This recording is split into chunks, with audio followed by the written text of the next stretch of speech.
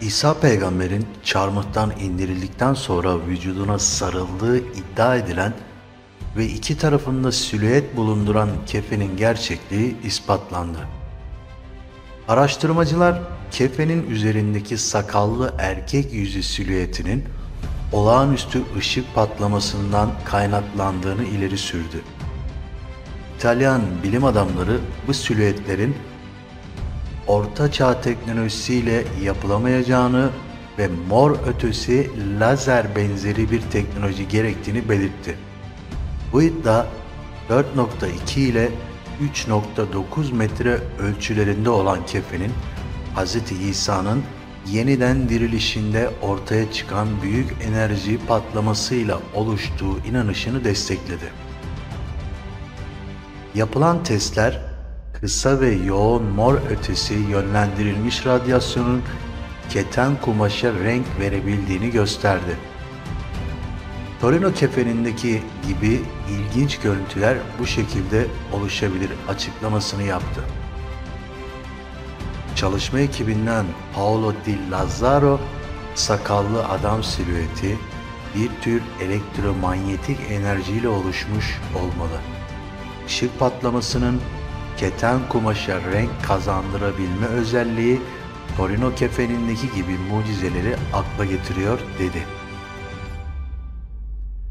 Bilim adamları buradan yola çıkarak Hz. İsa'nın dirilişinde yaşanan büyük enerji patlamasının bu tür bir mucizeye neden olabileceğini savundu.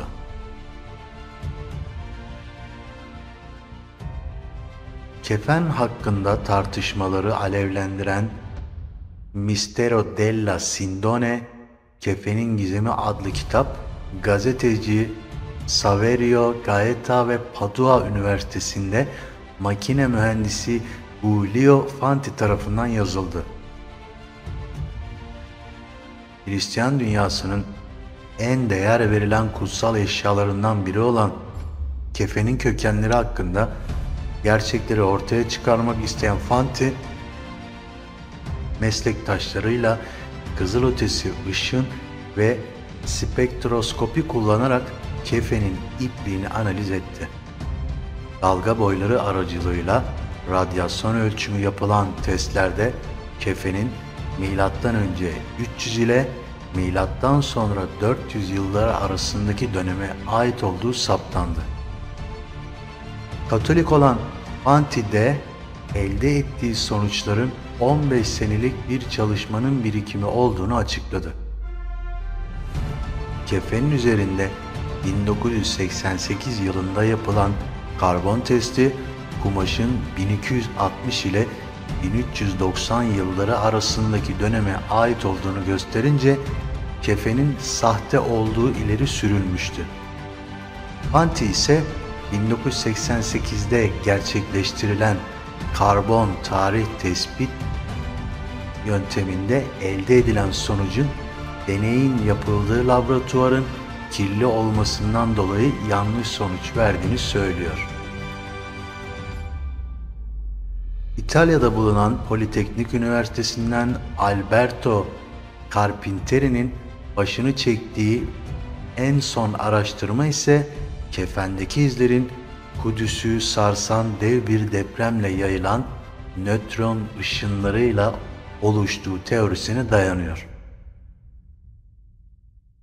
Organizmaların öldükten sonra çevreleriyle karbon etkileşimini sona erdirmesi sonucu geride kalan radyoaktif karbon -14 miktarı kumaş, kemik ve ahşap gibi materyallere dayanılarak yaş belirlemede kullanılıyor. Carpinteri gerçekleştirdikleri simülasyonlarda şiddetli bir deprem etkisiyle yer kabuğundan yayılan yüksek frekanslı basınç dalgalarının kefende iz bırakacak nötron ışınları saçtığını ileri sürüyor. Hazreti İsa'nın çarmıha gerildiği günlerde yaşandığı düşünülen depremle saçılan ışınlar kefendeki nitrojen atomlarıyla etkileşime girerek bugüne dek uzanan izleri kimyasal tepkimelerle ortaya çıkarmış olabilir. Carpentieri, söz konusu kimyasal tepkimelerin radyokarbon tarihleme testlerinde hatalı sonuçlara sebebiyet vermiş olabileceğine dikkat çekti. Vatikan, Torino kefeninin keşfini kaderin en karanlık esrarı olarak yorumluyor. Kefenin 14. yüzyılda Haçlı bir şövalye tarafından Fransa'ya getirilene dek birçok defa el değiştirildiği sanılıyor. Senelerce Fransa'daki bir manastırda saklanan kefen, burada çıkan yangında hasar görünce rahibeler tarafından onarıldı. Torino Başpiskoposuna 1578 yılında teslim edilen kefen, o tarihten bu yana Torino Katedrali'nde tutuluyor. Tabii ki bu açıklamaların hepsi bilimsel açıklamalar. En doğrusunu Yüce Allah bilir.